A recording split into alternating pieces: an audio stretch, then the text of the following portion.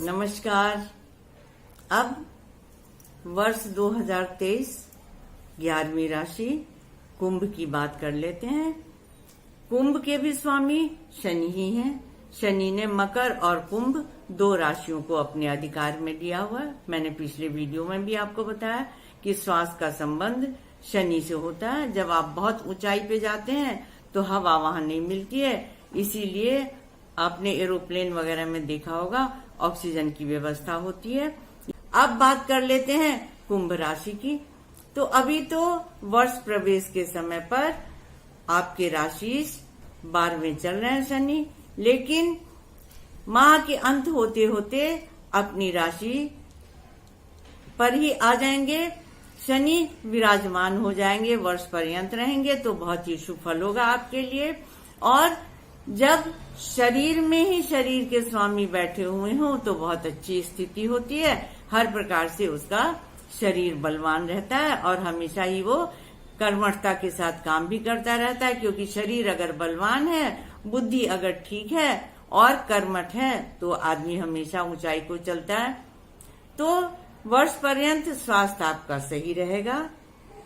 इसके साथ ही जो आपकी शिक्षा है उसके लिए भी बहुत अच्छा समय है, क्योंकि शनि पंचम भाव को देख रहे हैं और शिक्षा के लिए भी बहुत अच्छा समय है। जो भी लोग इंजीनियरिंग में जाना चाहते हैं, सीए बनना चाहते हैं, अगर सर्जन बनना चाहते हैं, व्यापार में जाना चाहते हैं, लोहे से रिलेटेड काम करना चाहते हैं, ऑयल से रिलेटेड काम करना चाहते हैं, तो उनके लिए भी ये समय, ये वर्ष बहुत ही शुभ रहेगा। इस काम में जाकर के बहुत अच्छा रहेगा। कार्य क्षेत्र में भी मंगल अभी आपके कार्येश हैं और चतुर्थ भाव में बैठ करके अपने भाव को देख रहे हैं, तो कार्य के लिए भी आपका बहुत अच्छा समय है। साथ ही आपके बृहस्पति दूसरे भाव में बैठे हुए और शनि और बुध आपके बैठ गए हैं लाभ भाव में, तो धन का आगमन तो बहुत ही शुभ है और वर्ष पर्यंत धन का आगमन आपका होता रहेगा और हमेशा ही आप सुखी रहेंगे। धन का आपका पूरा भरा हुआ है भाव। बृहस्पति जब तीसरे भाव में चले जाएंगे, राहु के साथ उनकी युति हो जाएगी, उस समय पर थोड़ी सी कमी आपको आ सकती है, लेकिन इसके लिए आपको चिंता करने की कोई जरूरत नहीं है। आपका धन का भाव हमेशा भरा ही रहेगा। विवाह के लिए भी आपका बहुत अच्छा समय है, क्योंकि राशि इसी आपकी राशि पे बैठे हुए हैं। और जब कुंभ में सूर्य जाएंगे 13 फरवरी से, उस समय आपका विवाह का प्रसंग बहुत शुभ है, बन सकता है और आगे भी आपके लिए अच्छा समय रहेगा विवाह के लिए। दाम्पत्य जीवन की जहां तक बात है तो आप थोड़े अथॉरिटेटिव हो रहे हैं, सामंजस्य की बात करिए, स्पाउस की बातों को सुनते रहिए, तो आपके लिए बहुत अच्छा रहेगा। दोनों प्रेम मैत्री से रहें तो संतान भी सुखी रहती है। फिर पेरेंट्स की बात करते हैं तो पेरेंट्स के लिए भी अच्छा समय है आपका। आप उन पर थोड़ा ध्यान तो कम देते हैं, क्योंकि शनि चारों चरण से दशम भाव को देखता है, पिता के घर को देखता है, तो उसमें थोड़ी कमी हो जाती है, लेकिन फिर भी आपके पेरेंट्स के लिए अच्छा समय है। संतान की बात कर लेते हैं तो संतान के लिए भी शुभ समय है आपका, जब वो कुंभ में आएंगे और फिर मीन में जाएंगे बुध, उस समय भी। लेकिन 31 मार्च से जब उनकी राहु से युति होगी, उस समय पर थोड़ी चिंता की बात है। उस समय ज्यादा ही आपको संतान की ओर ध्यान देना शुभ होगा।